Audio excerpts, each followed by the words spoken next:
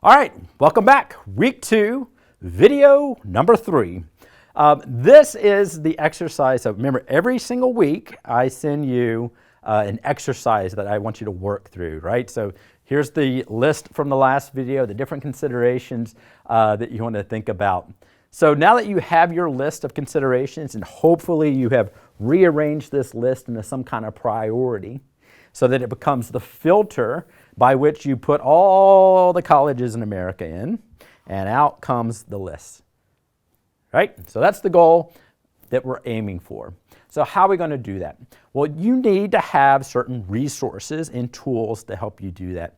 And the beautiful thing, unlike 20, 30 years ago when I went to college, things have advanced. We have this thing called the internet now, and it has wonderful tools that allows us to really do a deep dive dissection on colleges to understand what's going on there. Before we had to do things like walk on campus for a day and try to make a decision based on that, or use a big book that was dusty and was 20 years old.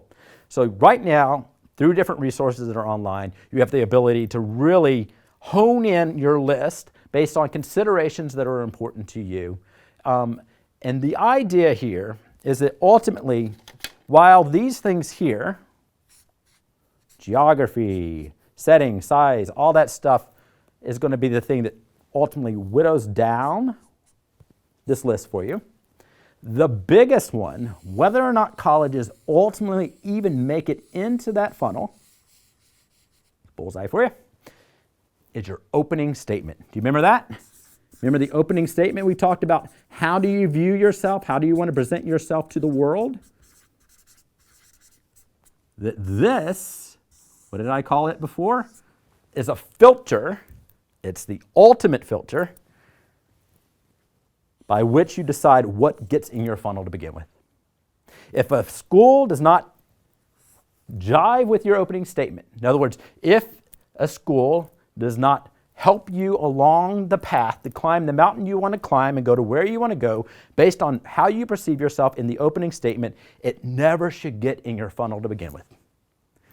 This opening statement is the question of how you see yourself, where do you want to go, what are your strengths, what are your passions, how do other people perceive you, how do you want to perceive yourself, how do you want to present yourself to the world. This opening statement is the ultimate filter by which you first screen out the colleges. That no college should waste your time working itself through these questions if it is not consistent with your opening statement, if it doesn't help move you forward.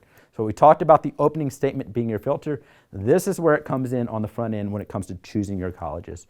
So start before you actually work through the college list. Start by reviewing your opening statement, keeping that front in mind, keeping it by your computer. Some of our students actually print it out and put it at the bottom of their computer by the keyboard. Or they even make it their screensaver during the college admissions process, which I love. Keep this front and center throughout this process, your opening statement. It will filter out everything else by which how you approach this process. So filter out the colleges. If they are consistent with your opening statement, then you put it through your filter. If it doesn't, that's one less college you got to think about. It's one less college you got to worry about as you ultimately work your way through this process. And it's going to save you time.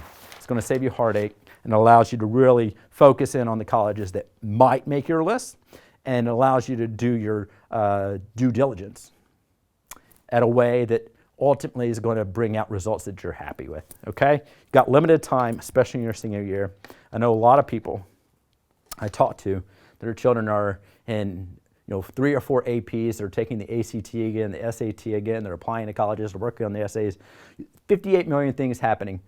Adding colleges to your list that ultimately are not consistent with how you want to approach the world, don't do it. It's not worth your time, right? That's my little soapbox for that one, opening statement filter. So the first one that we always help people with, so after you've gone through the criteria, you've made your list, and you've used your opening statement to try to drive that list down to a manageable list, you now start looking at those lists that have survived, they've worked their way to the funnel, and you start thinking about those things that are important, those factors. And one way you could do that, big future. Put out by the College Board. Matter of fact, it's bigfuture.collegeboard.com.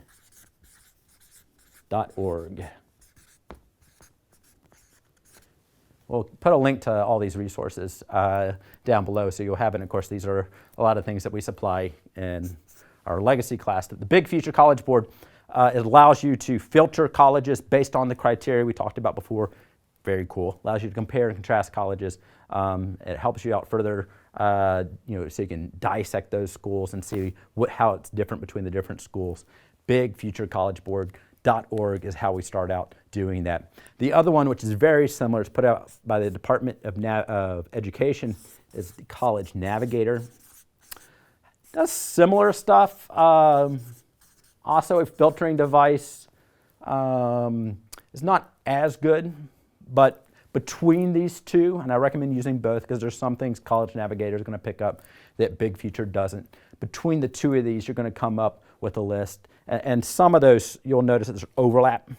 So where there's an overlap in colleges being listed in the final generation, those are possible schools you want to keep on there because both of these research tools are coming back with the same responses for you. The other one, it used to be called College Prowler. It used to be called College Prowler. It's now called Niche Search. Not as big of a fan of this one because it's a ranking tool. So it ranks things, ranks colleges based on different criteria. Not a big fan of rankings, if you couldn't tell. But it's another source. It's another resource you can use to try to get an understanding of how people perceive that college. Allows you to see what strengths and weaknesses are of those schools as viewed by other people. So it's something that's very helpful and handy. It also gives you student reviews, so you can see how students view that school. So that actually is probably one part that's very helpful. It's very good for students who go to small colleges or colleges that are rural or are far away from a college you're considering. So seeing student reviews from other students when you don't have access to students from those schools is very helpful. So that's where niche search comes in handy. But I really try to focus on these first two when it comes to making that list, or more importantly, making that list smaller for people. The other thing we direct people to are the actual college websites. My big caveat on college websites: colleges are businesses. What? Yes, colleges are businesses. They have enrollment managers and they have marketing departments. You'll never see a college website with a freshman crying, or you'll never see a college website where the picture is on a rainy day. You'll never see a brochure from a college where they show you the cafeteria food that's really not good. They show you the best, right? So looking at the college websites and the brochures through a jaundiced eye, right? So you're looking at it, but you're recognizing you're being marketed to, allows you to take it sometimes with a grain of salt. But they're still helpful because the college is presenting how they view themselves and where they want to take the university going forward, right? So that part is very helpful. The other one, they're called big books, okay? The one that's best known is the Fisk Guide to Colleges, okay? The Fisk, they're called big books because literally they're big books. They're also online now, but I like books. But anyways, the big books are like the Fisk School of Guide to Colleges. It gives a lot of demographic stats. It has a little blurb about it, talking about the campus. It's helpful at some level. Certainly these first two are the best resources when it comes to trying to get that initial list down. And then once you have that list to some level, the big book comes in handy to try to make that even smaller for you. The other resource, school counselors. So we talked last time about school counselors that although very well-meaning, they're underfunded. They are not being supplied the resources necessary to understand schools outside of their geographic area. So they may know the local schools very, very well, but just recognize their knowledge outside of the geographic area where you live in might be limited. Okay? But it is helpful if you want to have a question about a local school and whether or not you're a fit for that particular school. But just recognize there might be other resources that are better available in understanding schools that are outside of the geographic area where your school is located. The other one is current college students. So these are students that are going to the school that you're considering. Ideally, these are students that you know, so you know they're going to be honest with you. Some of these students may not be honest with you. They might be paid tour guides. They might be on a work-study program at the university, and the university picks them because they know they're going to give a very cheery, happy view of the school. So recognize that sometimes these people are marketers. But current college students that you know are a great resource to try to understand what the school is really like. So the next list that I'll give you serves a dual purpose. So there's four resources in addition to what I have here that are very helpful in understanding what the school is about, but it has a second purpose, and that is you show your demonstrated interest to the school. And we'll talk later about why that's so important, but I want to highlight it now at some level, because if a school sees that you have shown an interest in their school, they are more likely to accept you. Okay?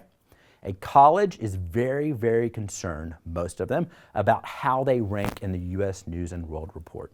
And one of the driving factors is the yield rate. And the yield rate is the percentage of students who accept the offers of admission. So what they want is, if they send you an offer of admission, they want you to accept it. And the only way to figure out if you're going to do that with some level of comfort is by showing that you're very interested in that school. It's called demonstrated interest. And the way you do that is a number of different ways. The first one is, if a college rep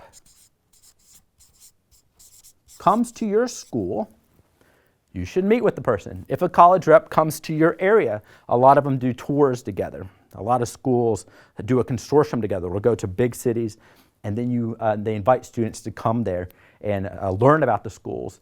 They will keep track of who's there. They'll ask you to fill out a sign-in sheet. Make sure you do that.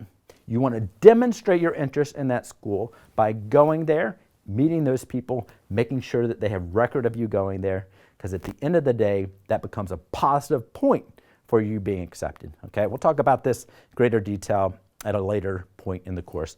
But demonstrated interest is one way to do that, and one way to do that is by meeting with your college rep.